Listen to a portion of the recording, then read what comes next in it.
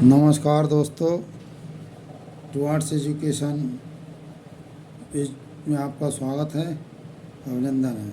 जो लोग आप मेरी वीडियो को देख रहे हैं उनके लिए धन्यवाद, और जो लोग आगे देखने वाले हैं उनको भी धन्यवाद मैं करना चाहूँगा। और जैसा कि मैंने आपको बताया, मैं सिलेबस के हिसाब से आपको पूरी किताब कराऊँगा जंतु विज्ञान और वनस्पति विज्ञान की, जिसमें आपको इंटरमीडिएट का पूरा मिलेगा, बीएससी का भी मिलेगा, और टीजीटी, पीजीटी और अन्य भी परीक्षाओं में जितनी परीक्षाएं होती हैं जंतु विज्ञान से संबंधित, बायोलॉजी से संबंधित, सभी में आपको उसका लाभ मिलेगा। मैं आज आपको प्रकाश संश्लेषण फोटोसिंथेसिस कराने जा रहा हूं, और इससे पहले मैंने आपको जो कराया था ऊर्जा और विकार इंजाइम कराए थे। इससे पहले की जो वीडियो मैंने देखी भेजी थी वो आपको इंजाइम की भेजी थी। और अब मैं आपको प्रकाश संश्लेषण में ले चलता हूँ। आप लोग टुवर्ड्स एजुकेशन चैनल को सब्सक्राइब और लाइक ज़रूर करें, जिससे कि आपका मेरा मोटिवेशन भी बना रहे। इसी के साथ हम आपको वीडियो को शुरू करते हैं। शुरू करने से पहले साथियों, आप लोग लाइक और सब्सक्राइब ज़रूर करें। तो स्टार्ट करते हैं। फोटोसिंथेसिस जंतु विज्ञान का चैप्टर है।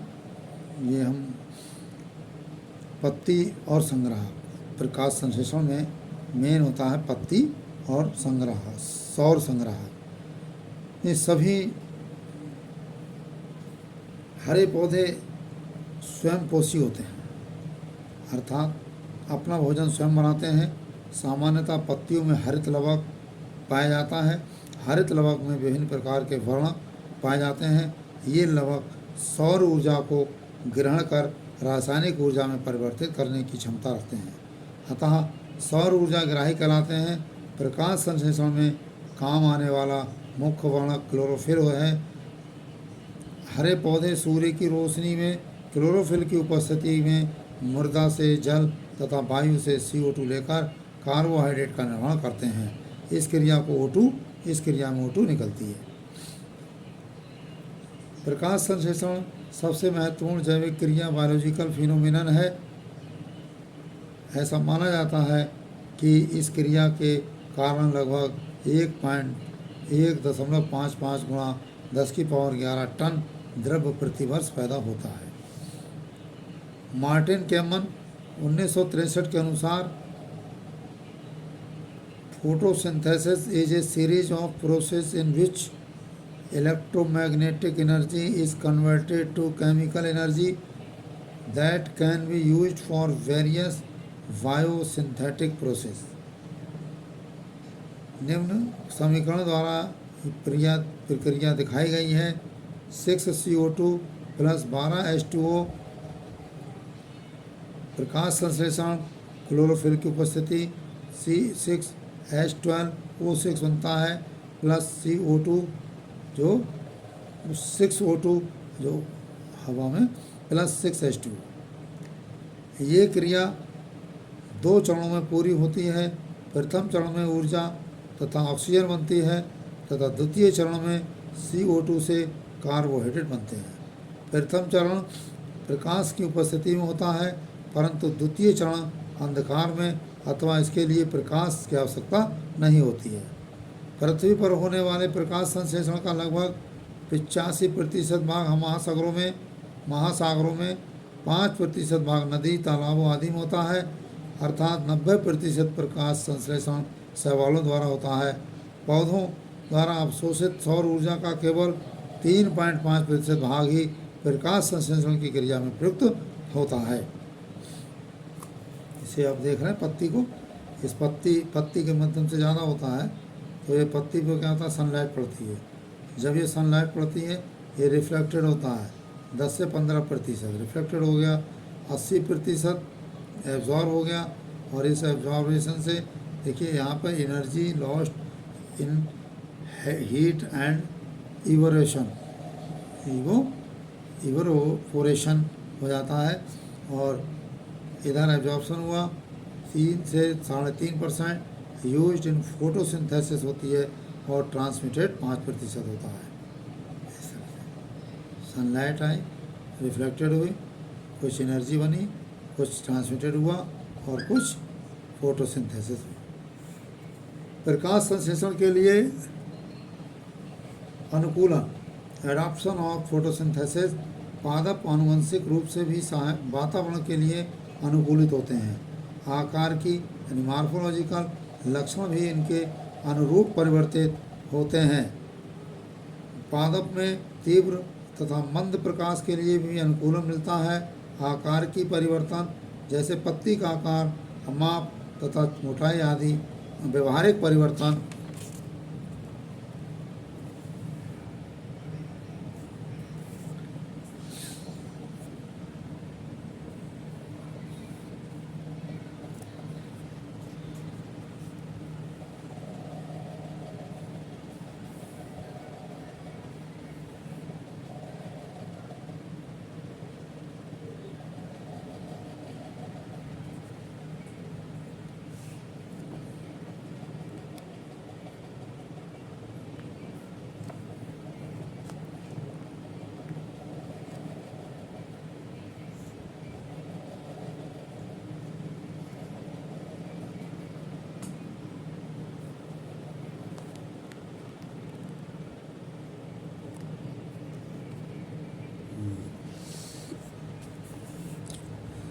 व्यवहारिक परिवर्तन जैसे इलेक्ट्रॉनिक ट्रांसपोर्ट की क्षमता, कैपेसिटी के अनुसार फोटोन अवशोषण की क्षमता का अनुपात आदि। कम प्रकाश में रहने वाले पादपों में प्रकाश संश्लेषण की वृद्धि के लिए बहुत से तरीके मिलते हैं। विभिन्न अन्य वर्णक भी सौर ऊर्जा किरण में प्रकाश की संपूर्ण दीप्ति का उपयोग करते हैं, जिससे प्रकाश संश्लेषण के उत्पाद की मात्रा बढ़ाई जाती है। अधिक प्रकाश में रहने वाले पादपों में अनुकूलन इस प्रकार से होता है: कम क्वांटम उत्पादन, अधिक प्रकाश संतुलन बिंदु और अधिक प्रकाश संतृप्त, पत्ती का पतला होना, पत्ती का मोटा होना, अधिक पानी का संवहन, अधिक असंतृप्त बसीय पदार्थ और फ्लेविनॉइड से घिरे क्लोरोफिल। कम प्रकाश के स्थान पर मिलने वाले पादपों में पत्तियां अधिक बड़ी होती हैं तथा इनके हरित लवक भी प्रकाश के सम्मुख होते हैं। इनमें किसी प्रकार का फ्लेविनॉइड कवच नहीं होता है। अब है प्रकाश संश्लेषण का इतिहास। ये बहुत ज़रूरी है, इसी में से आपके पास सवाल आते हैं और जो वर्ष सन वगैरह पूछी जाती है वो इसी में ज़्यादा पूछी जाती है। तो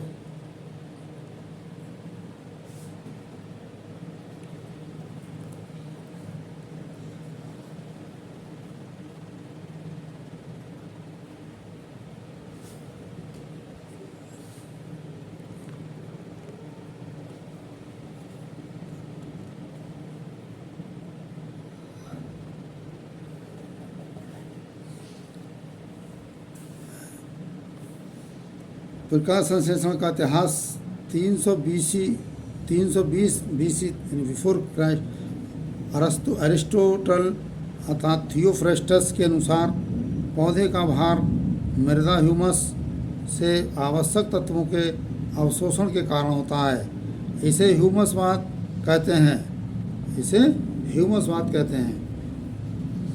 1648 एडी फॉन हेलमोंट ने ह्यूमसवाद पर संशय की जताया। इनके प्रयोगों से ये सिद्ध हुआ कि पौधों का भार केवल जल के कारण बढ़ता है। 1699 जॉन वुडवर्ड ने विभिन्न प्रयोगों के आधार पर बताया कि पानी के अतिरिक्त मृदा भी पौधों का भार बढ़ाने में सहायक होती है। 1727 स्टीफन हेल्स ने बताया कि हरे पौधों को पोषण के लिए सूर्य की रोशनी चाहिए। 1772 जॉन प्रिस्टले ने बताया कि पौधों द्वारा श्वसन से हुई अशुद्ध वायु शुद्ध वायु होती है। 1778 इंजन हाउस ने बताया कि हरे पौधे केवल दिन में वायु शुद्ध करते हैं। उन्होंने निम्न समीकरण भी दिया: CO2 + H2O प्रकाश और हरे पौधे पर प्रकाश की उपस्थिति O2 + कार्बनिक पदार्थ। इस तरह से बताया उन्होंने। कि हरे पौधे केवल दिन में वायु शुद्ध करते हैं, और उन्होंने ये समीकरण के द्वारा सिद्ध किया। 1779 में इंजन हाउस ने प्रकाश संश्लेषण के संबंध में एक पुस्तक लिखी और बताया कि हरी पत्तियां तथा व्रंत सूर्य के प्रकाश में डिफ्लाजेस्टीकृत वायु अथवा ऑक्सीजन युक्त शुद्ध वायु निकालते हैं, जबकि यही अंग अंधेरे में फ्लाजिस्टीकृत वायु अथवा कार्बन डाइऑक्साइड युक्त अशुद्ध वायु निकालते हैं। 1782 जीन सेनेवायर ने देखा कि विशिष्ट परिस्थितियों में हरे पौधे वायुमंडल में उपस्थित CO2 का उपयोग करते हैं। देखिए, यही सन आपको क्वेश्चन और आंसर में आएंगे, क्वेश्चनों में आएंगे, जब आपको ऑब्जेक्टिव क्वेश्चन कराएंगे तो यही चीज़ें आएंगी। इससे पहले कि हम लोग ये याद कर लेंगे तो ज़्यादा अच्छा रहेगा, है ना। 1782 में जीन सेनेवर ने देखा कि विशिष्ट परिस्थितियों में हरे पौधे वायुमंडल में उपस्थिति CO2 का उपयोग करते हैं। हरे पौधे वायुमंडल में उपस्थिति यानी CO2 का उपयोग करते हैं, उपस्थित होगी। 1804 में डी सोशियोर ने बताया कि O2 तथा CO2 के अभाव में पौधे मर जाते हैं। उन्होंने बताया कि विमोचित O2 की मात्रा अवशोषित CO2 की मात्रा के बराबर होती है। उनके अनुसार O2 CO2 से निकलती है। इसके लिए समीकरण दिया, CO2 प्लस H2O पर्णहरिम प्रकाश और CH2O प्लस O2। 1818 में पैलेटियर और कैवेंटर ने पर्णहरिम को क्लोरोफिल नाम दिया। जो पर्णहरिम था उसका क्लोरोफिल नाम देने वाले पैलेटिमर कैवेंटर थे 1818 में। 1837 में ड्यूट्रोचेट ने क्लोरोफिल का प्रकाश संश्लेषण में महत्व बताया। 1845 में जूलियस रॉबर्ट मेयर ने सर्वप्रथम बताया कि पौधे सूर्य की ऊर्जा को अवशोषित करके उसे विभव रासायनिक ऊर्जा के रूप में संचयित करते हैं। 1845 में लिविंग ने बताया कि कार्बनिक पदार्थ CO2 से बनते हैं, और 1862 में जूलियस फॉन सेच ने बताया क्लोरोप्लास्ट मंड और प्रकाश संश्लेषण में परस्पर संबंध हैं।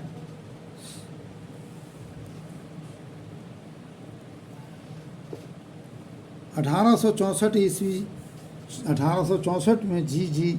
स्टोक्स ने क्लोरोफिल ए तथा क्लोरोफिल V अलग किए।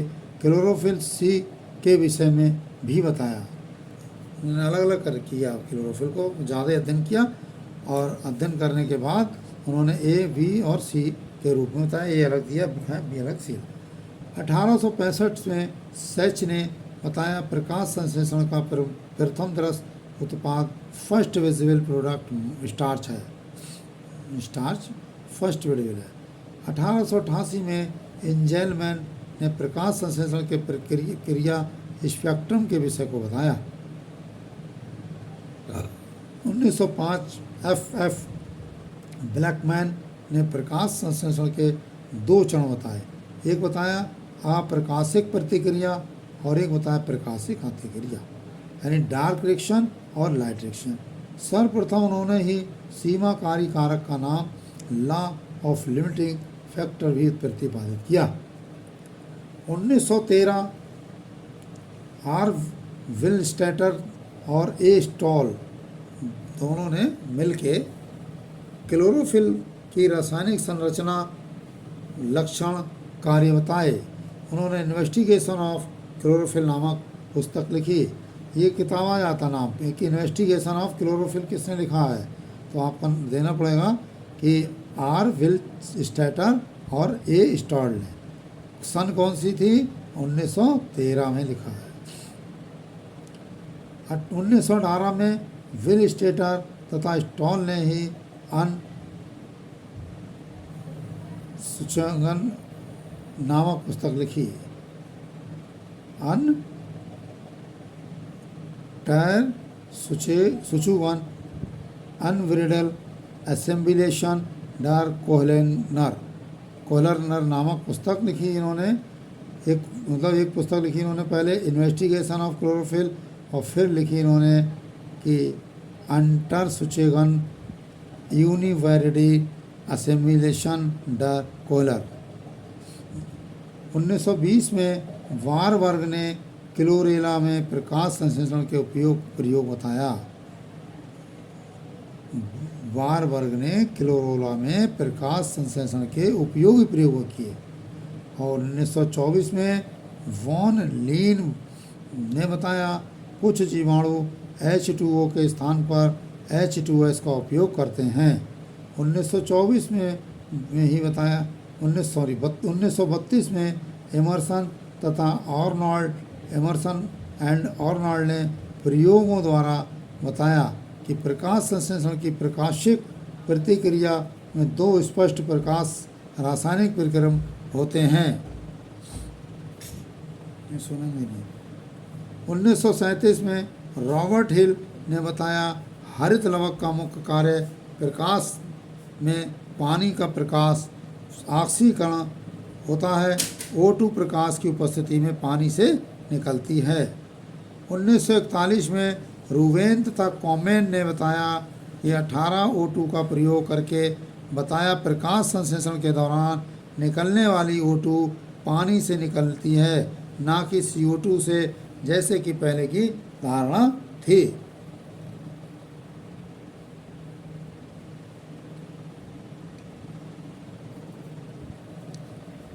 उन्नीस सौ 1948 में कैल्विन तथा बेंसन ने CO2 का उपयोग करके बताया कि प्रकाश संश्लेषण में पहला स्थायी पदार्थ 3-फॉस्फोग्लिसरिक एसिड है। इसे C3 चक्र भी कहते हैं। 1950 में ओकोवा तथा विसिनिक ने बताया कि NADP प्लस का हिल प्रक्रिया हिल रिएक्शन के दौरान रिडक्शन तथा NADPH प्लस तथा H प्लस में होता है। 1954 में आर्नर एलन तथा वाटले ने CO2 का उपयोग करके अलग किए क्लोरोप्लास्ट के द्वारा CO2 का स्थिरीकरण का प्रदर्शन किया। 1954 कैल्विन ने CO2 से कार्बोहाइड्रेट बनने के सभी क्रियाओं को बताया। इसे C3 चक्र या कैल्विन चक्र कहते हैं। इस क्रिया के लिए उन्हें 1961 में नोबेल पुरस्कार से सम्मानित किया गया। कैल्विन 1954 को मिला था नोबेल पुरस्कार। ठीक है, किस काम के लिए मिला? कैल्विन चक्र बनाया। 1957 में एमर्सन तथा उसके साथियों ने एमर्सन इफेक्ट के बारे में बताया। 1960 में हिल तथा वेंडन ने दिखाया कि प्रकाश संश्लेषण में दो स्वतंत्र प्रकाश तंत्र कार्य करते हैं। उन्होंने जेड स्कीम बताई जिसके अंतर्गत प्रकाश तंत्र कार्य करते हैं। 1961 आर्नर फोटोफॉस्फोरिलेशन की खोज की। आर्नर ने फोटोफॉस्फोरिलेशन की खोज की थी 1961 में।